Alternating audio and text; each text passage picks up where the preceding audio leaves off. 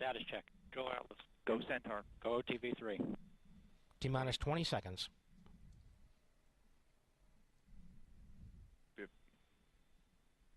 This is Atlas Mission Control at T-minus 10, 9, 8, 7, 6, 5, 4, 3. We have ignition, 2, 1, and liftoff. Liftoff of the United Launch Alliance Atlas V rocket carrying the third OTV mission for the United States Air Force.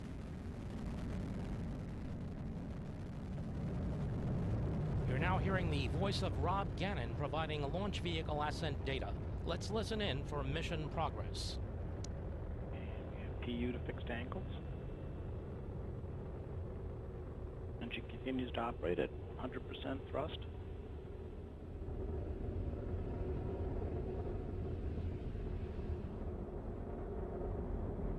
Vehicle continuing right down the center of the range track. We are 1 mile in altitude,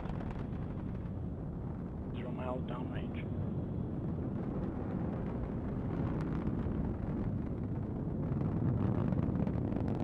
And the vehicle continues to operate as expected.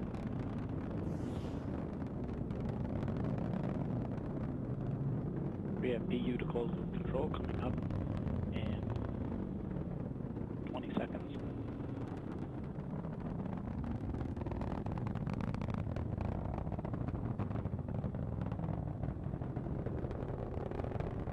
Correction, we have PU is currently in closed loop control. Everything is looking good. And we have passed through Mach 1, approaching max Q, and the vehicle is now experiencing max rescue, everything looking good. Coming up on 100 seconds into the mission, expect to throttle down, and we have now throttled down to 95% thrust, everything looking good. And the O.V.N.I continues to operate normally.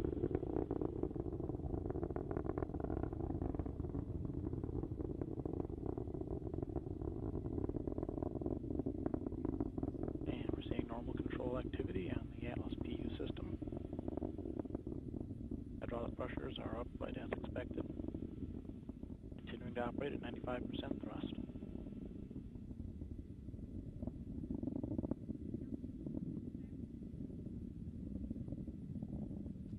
You're now at 140 seconds into the flight. The vehicle now weighs half of what it did at liftoff. Continuing to operate 95% thrust. Looking good.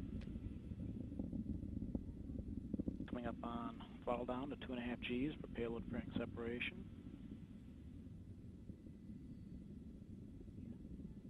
And we've throttled down.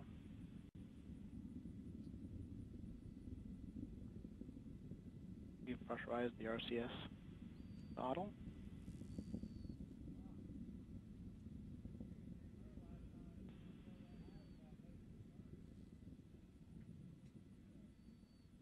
Continuing to fly, 2.5 G profile as expected.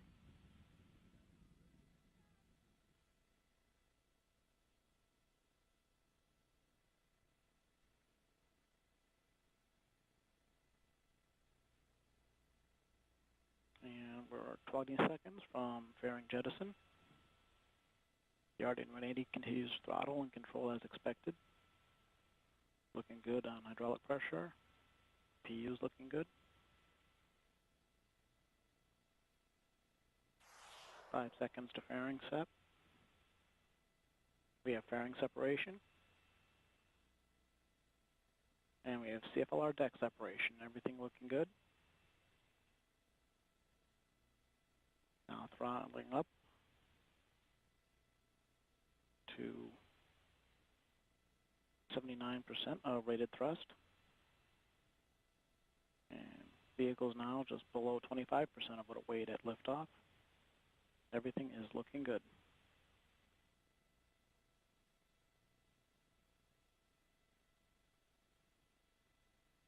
We have boost phase chill in progress. Everything looking good. Coming up on booster engine cutoff. We have BECO. Everything looking good. Coming up on staging. And we have stage separation. Good extensiometer. Pre-start on fuel and locks.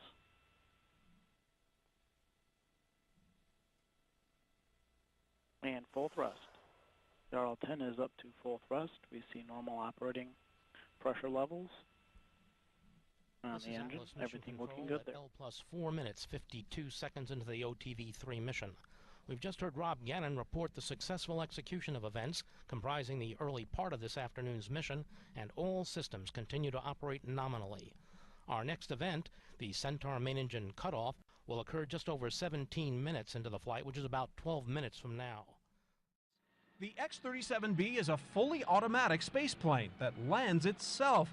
It was once a NASA design to replace space shuttles, then part of a secretive Pentagon research agency. Liftoff of the United Launch Alliance Atlas V rocket. The Air Force launched this one 15 months ago. It's officially a billion-dollar program testing reusable unmanned spaceships, but it also hauls highly classified cargo. There's even speculation the spaceship may be aiming sensitive cameras and sensors toward Earth, paving the way for a new generation of robot spies. It could be a space bomber, it could be a space fighter, it could be for engineering test. There are plenty of theories. I think the ultimate purpose for this plane is to confuse the Chinese, to cause them to waste money responding to things that it might be, to keep them guessing. X-37B 贵 X-37B X-37B 号叫 X-37B 空 X-37B。与此同时，中国研制神龙空天飞机的消息也受到美军专家的密切关注。美国海军军 Let's talk a little bit about the rumblings of this so-called drone that they could send into space. Is there any truth to this, or is this just maybe part of their PR stunt to send a message to the rest of the world? Does anyone Calling know? Calling it a drone, it's a spacecraft. It happens to have the ability to re-enter and fly like an airplane. But that's not much different than what's existed before. It's really hard to say. If you look at the X-37B, which is the American version, it's about 3 times larger than Shenlong. It's really hard to say what the advantages of it is from a cost-benefit perspective as compared with conventional ways of launching satellites or even bringing something back down from orbit, using a capsule and a parachute. It's not really clear that this is being looked at from a hard cost-benefit point of view. It's rather more of a symbol, and I think it's a symbol for the Chinese as well, that they can do the same thing, that they can build a space plane. Why you want to build a space plane isn't as clear. Dekai, what do you think? So it's not clear whether it exists. That's right. You thought what already existed? It's not clear that the space plane actually exists. The Shenlong. Yes.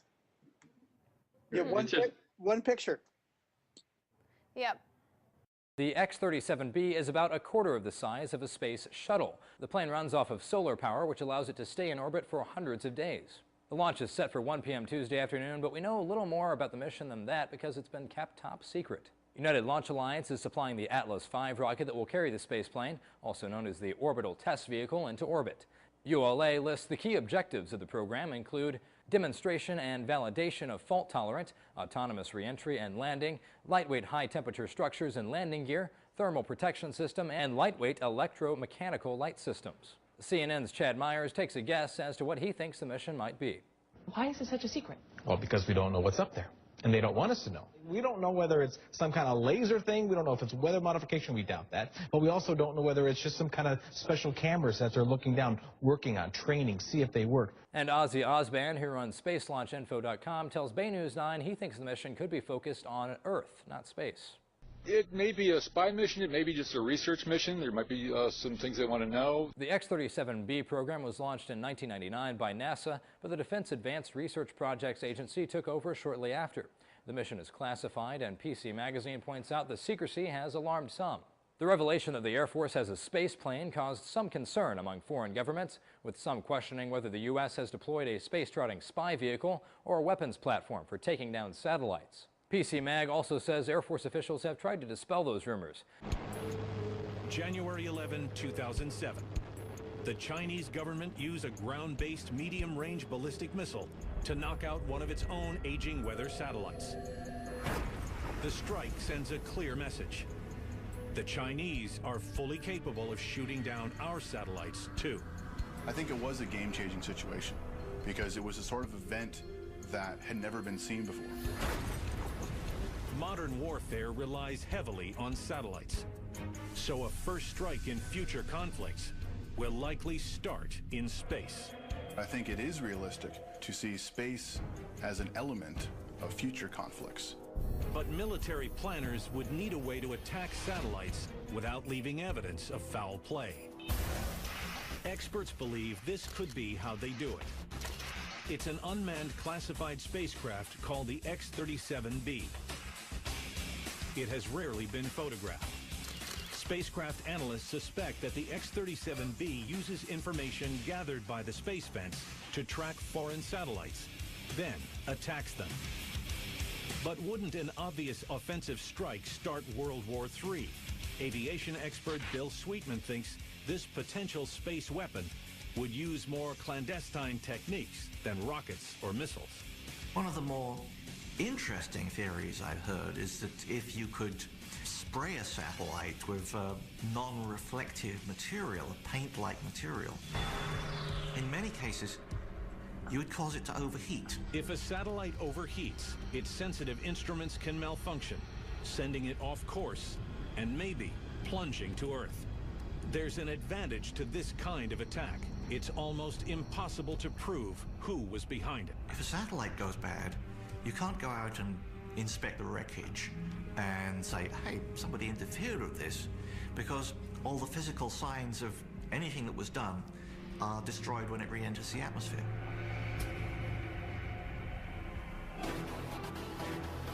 Clandestine operations like this could be happening right now. The X-37B was first launched in April 2010. Its missions and orbits are still top secret. Coming up, some amateur observers have figured out a way to track the X-37B by intercepting signals from the space fence. This is one of the captures of the X-37B spaceplane. The space fence is a top-secret military weapon that most Americans would not give a second glance. Experts have reason to believe that it works with secret spacecraft like the X-37B to spy on and destroy enemy satellites. And now some amateur observers have turned the tables and are spying on the X-37B. Mike Coletta is an engineer who lives near Colorado Springs, Colorado. His favorite hobby, tracking space junk from his home. Mike has figured out a way to use the space fence to see what could be a secret operation in space. Pretty amazing that someone can actually listen to the U.S. Air Force space fence, hearing satellites going through that space fence with very little equipment and knowledge. Once the signal is up in the air through those transmitters, it's up for grabs, just like any radio frequency signal is that's transmitted. Mike's home-built tracking system looks more hodgepodge than high-tech. Believe it or not, he built his long-range antenna with coat hangers and coaxial TV cables. To pull down the signal from the space fence, he used mathematical formulas found easily on the internet. And it doesn't talk about space fence specific, but there's formulas that you can put in for the space fence frequency to get this type of antenna built. Inside, Mike uses a specially modified scope to convert the signals into something he can see. To the untrained eye, signals look like static, but Mike shows how the radar image of orbiting objects appears on his screen. This is a capture of the space shuttle docked with the International Space Station, and it was one of the best catches I think I've ever caught.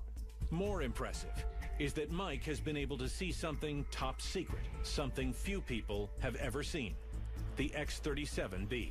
Well, I immediately went in there and started plotting to see when is this thing going to be coming through the space fence. And lo and behold, there it was, and I captured it a number of times. What it's doing up there, I don't really know. Mike has tracked the X-37B flying close to Chinese satellites, but there has been no evidence that it tampered with them. November 2011, a malfunction makes the world take notice. The Russia Space Agency launches a probe bound for Mars, named Phobos Grunt. Soon after launch, Phobos Grunt is crippled by solar panel failure. All communication is lost. The 14-ton spacecraft begins a slow descent back into the Earth's atmosphere. Phobos Grunt becomes one of the heaviest space relics ever to fall back to Earth, dangerously out of control. But could the U.S. have been responsible from the beginning? If the U.S. had wanted to sabotage Phobos Grunt or another satellite like it, they could have used the space fence and other sensors to get an accurate determination of its orbit, and then attacked it by jamming the ability to communicate with the satellite. It's actually counter to our interests that the Russians lost control of Phobos Grunt. We all are at risk because we've got this satellite out there that nobody has control of. As Phobos Grunt plunges back to Earth, the U.S. military uses the space fence to track it, ready to blow it apart. Some believe that the U.S. was trying to cover up evidence of foul play. Ultimately, Phobos Grunt breaks apart over the Pacific Ocean. The Russian Space Agency blames the U.S. for the failure of their probe. Nothing is recovered, so there is no way to know if the Russian satellite was tampered with. The U.S. Air Force acknowledges that the space fence is detecting, tracking, and cataloging space junk, but unanswered questions remain about its role as a weapon. There's really no way for me to characterize for you what we do that's of a classified nature. If there is an emerging war in space, the victor must have the high ground. Top secret space fence will play a major role, high in the sky.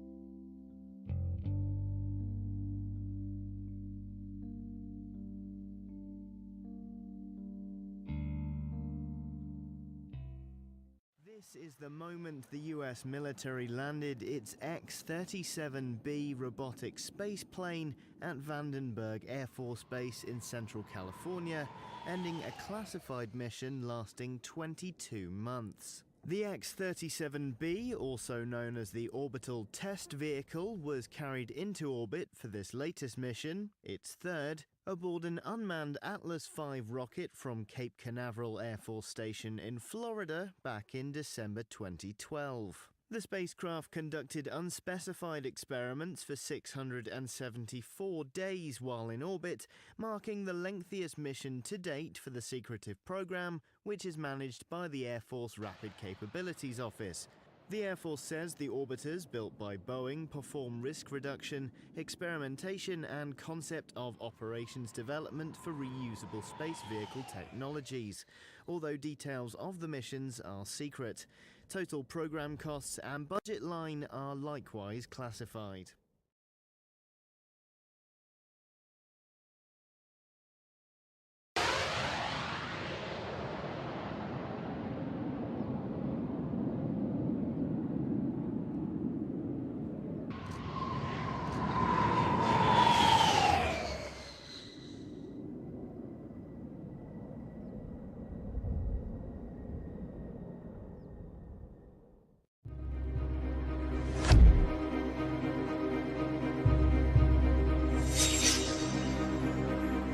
The Air Force's secret space plane is returning to Earth this week after spending close to 2 years in space doing something classified. It's been a while since the X-37B made headlines, so we'll refresh your memory. It's a Boeing-built unmanned solar-powered space plane, and the government has never said exactly what its mission is. Last week, Vandenberg Air Force Base in California said it was preparing for the X-37B to land, capping off a 22-month mission that began in December 2012. This is the third flight for the program and the second for this particular spacecraft. The vehicle is meant to be reusable and to carry out long-range missions, so it looks like this mission has been a success. Of course, it's hard to know for sure. In May, Air Force General William Shelton gave a statement to Space.com that kind of sums up the whole program.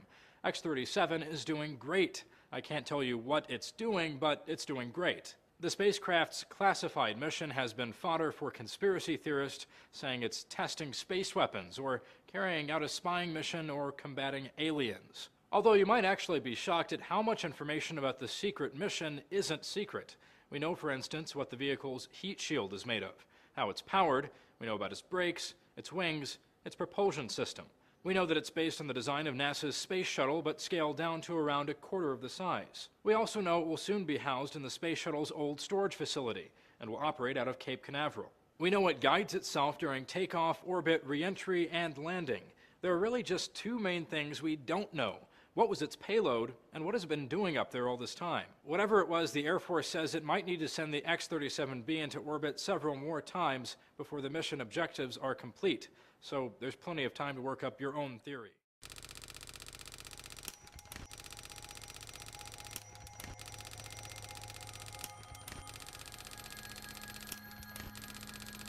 Le drone spatial X-37B est revenu sur Terre le 17 octobre 2014 après une mission secrète de 670 jours autour de la Terre qui avait débuté le 11 décembre 2012. Construit par Boeing, réplique militaire miniature des navettes de la NASA, ce petit engin inhabité de 5 tonnes, de 8,90 m de long et de 2,90 m de haut, a été imaginé en 2004 par la DARPA, l'Agence pour les projets de recherche avancés de la défense américaine. Ce vaisseau sans pilote, classé secret défense, est capable de décoller, de rester en orbite, puis de revenir sur Terre par lui-même. Le constructeur du vaisseau, Boeing, a publié un communiqué évoquant des objectifs spatiaux à long terme, notamment l'expérimentation de navettes spatiales réutilisables. Selon ces informations, les vaisseaux X-37B serviraient ainsi de véhicules test pour essayer de nouveaux matériaux et des technologies innovantes. Selon le New York Times, les applications imaginées par les spécialistes de la DARPA iraient du simple espionnage à la guerre menée depuis l'espace. En 2010, un observateur amateur affirmait avoir traqué le vaisseau qui passait et repassait au-dessus de certaines régions sensibles du monde, telles que l'Irak, l'Iran, l'Afghanistan, le Pakistan et la Corée du Nord. Une caractéristique commune des satellites d'imagerie de reconnaissance américains avait-il commenté.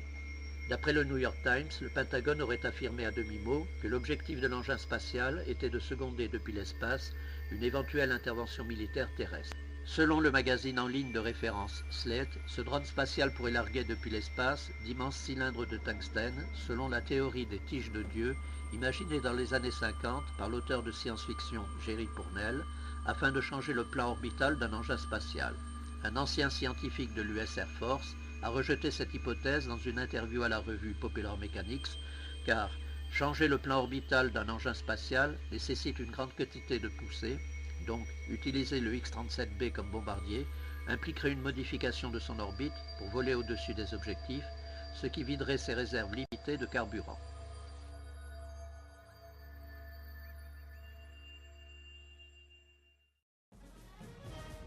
Now, here's your Pentagon Channel report. The mission is classified, but the Air Force launched a first-of-its-kind reusable unmanned miniature military space shuttle attached to an Atlas V rocket Thursday evening from Cape Canaveral, Florida. Air Force officials say the new spacecraft, dubbed the X-37B, is the most advanced spacecraft in the world. The X-37 incorporates new heat shield technologies, advanced guidance and navigation systems, as well as a solar power generation system. Future flights of the space shuttle could include missions approaching U.S. and foreign satellites, recovering old spacecraft, or testing surveillance and repair techniques. The Air Force's top civilian for military space programs, Gary Payton, says the primary objectives of the X-37's maiden voyage are to test and prove a new wave of spacecraft technologies for America's future.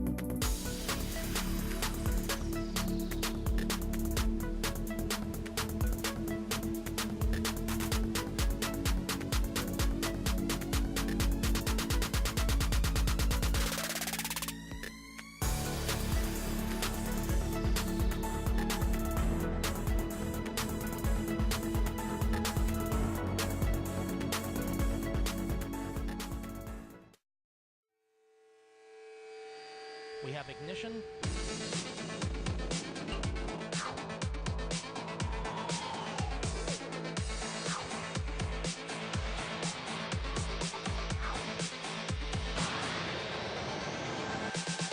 This is the X-37B. The Boeing-built X-37B Orbital Test Vehicle, or OTV, continues to make history as the first unmanned vehicle to return from space and land on its own.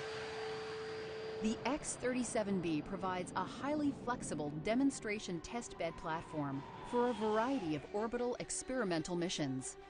The X-37B testbed platform is unique because we can tailor our missions to specific user needs and return experiments back for post-flight inspection. Building on multiple missions, the OTV has proven a reliable fault-tolerant architecture through launch, flight, recovery, and refurbishment cycles. OTV Mission 1 validated the concept with 224 days on orbit. Mission 2 pushed the envelope to 469 days. And Mission 3 not only shattered the record with 674 days on orbit, but also demonstrated the ability to reuse an X-37B flight vehicle. These missions have proven the reliability and flexibility of the system to support a variety of experiments. The X-37B offers a consistent and repeatable test platform in the space and hypersonic entry environments.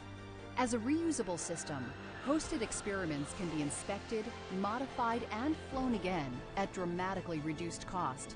Leveraging the existing X-37B infrastructure and reusing the platform allows users to focus their investment on the experiment and developing new technologies. Responsive to rapid integration, the X-37B can fly and test multiple new technologies, reduce technical risk early in product design, and validate system performance. Integrated experiments leverage onboard power, telemetry, orbital maneuvering, thermal and attitude control to enhance test parameters. The partnership between Boeing, Space Florida, NASA, and the Air Force is establishing a capability for the X-37B to launch, land, and process for reflight at Cape Canaveral. This will further reduce cycle time, providing even more responsive access to space. Ready to fly tomorrow's next-generation space-based technologies, today's X-37B enables affordable access to orbit. The reliability, reusability, and responsiveness of the X-37B will fundamentally change how we perform future space missions.